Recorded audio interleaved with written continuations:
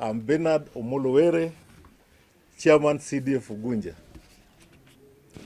Ladies and gentlemen, we are today releasing bursaries for secondary schools for the financial year 2024-2025. The process started by bursary application when we released the forms in November 2024.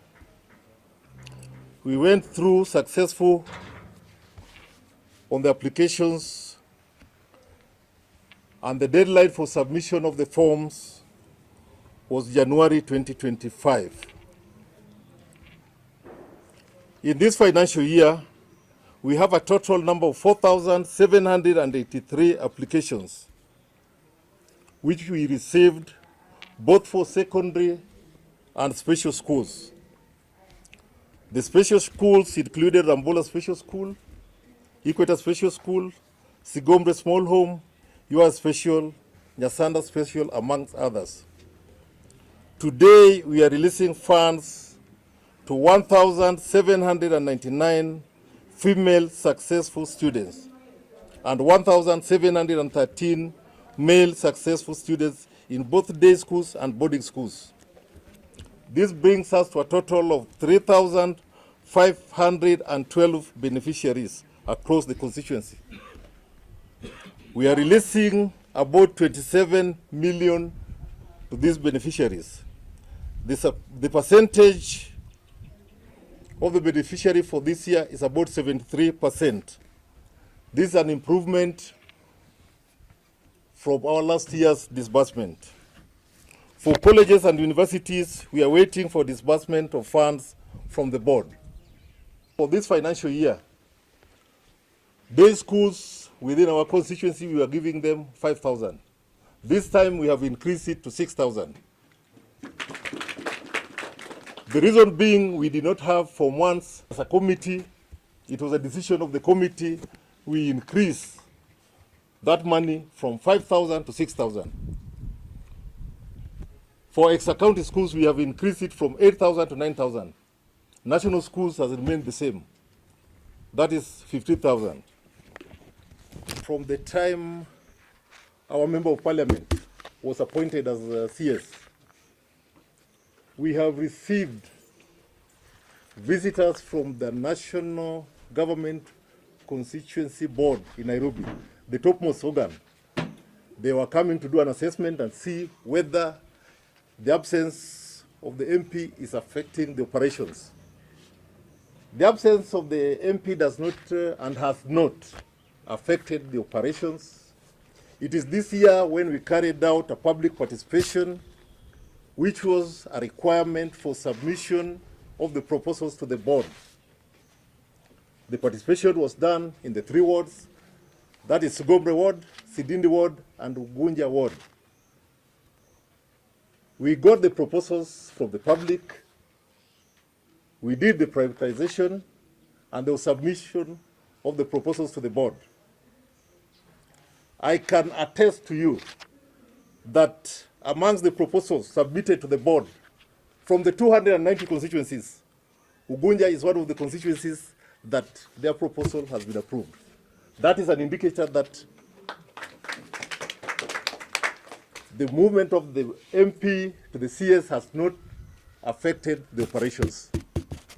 A few of the students that had special issues, we gave them enhanced between 20,000 and 40,000 according to the needs.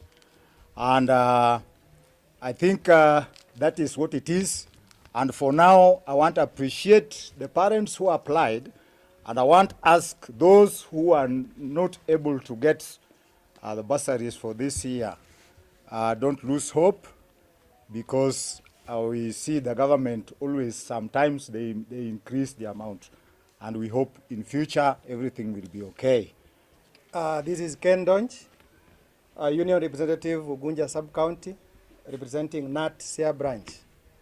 One, I want on behalf of Kenya National Union of Teachers Siaya branch to sincerely thank the office of our Ugunja constituency fund led by the chairman, which has always been under the patronage of our beloved CS, for the good work that they've been doing. This is one of our departments that have been helping us. We want to encourage that the good work that has always been done to continue like that.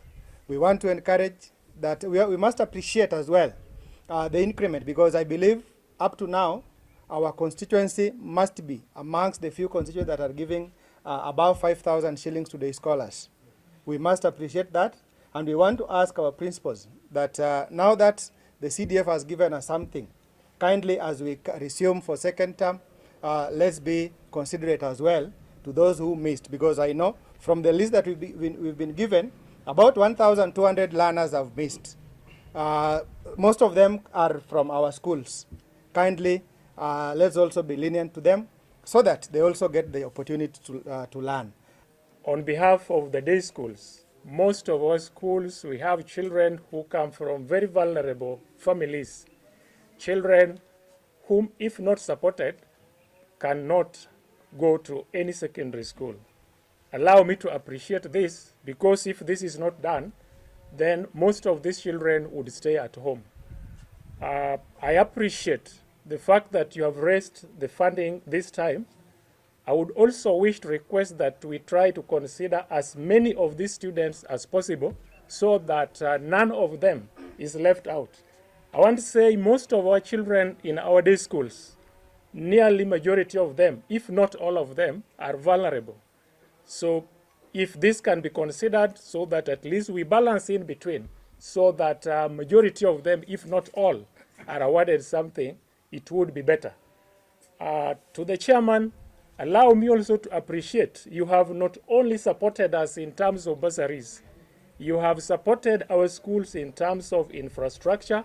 Like my school was a beneficiary of a laboratory, which I think has been built in our school for the first time.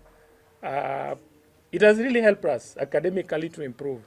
On behalf of the girl child from Ugunja and in Ugunja schools, we are also very appreciative that it's going to go a long way to help us keep them in school, because as it is, before this, we have been strained because of failure to disburse the checks and the funds in time.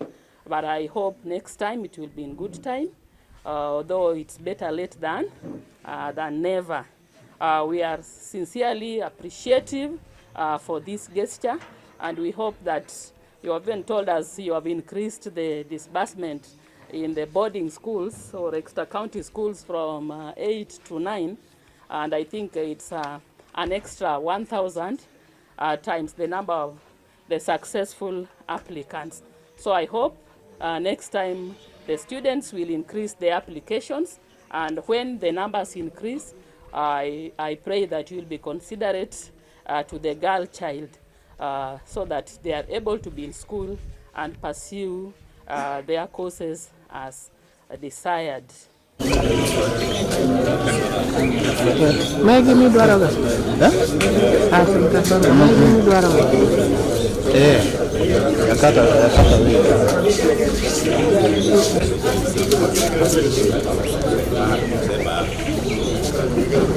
Kuro bulu to Ndonji kat man.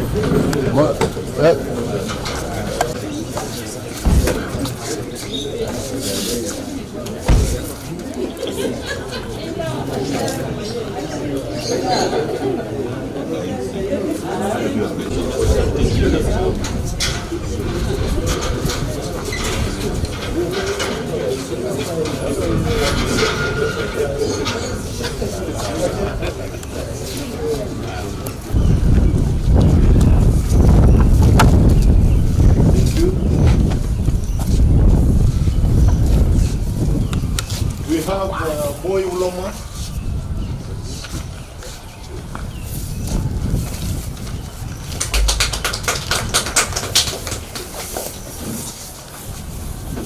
Then we have a check for Equator Special Schools. Yes, sir.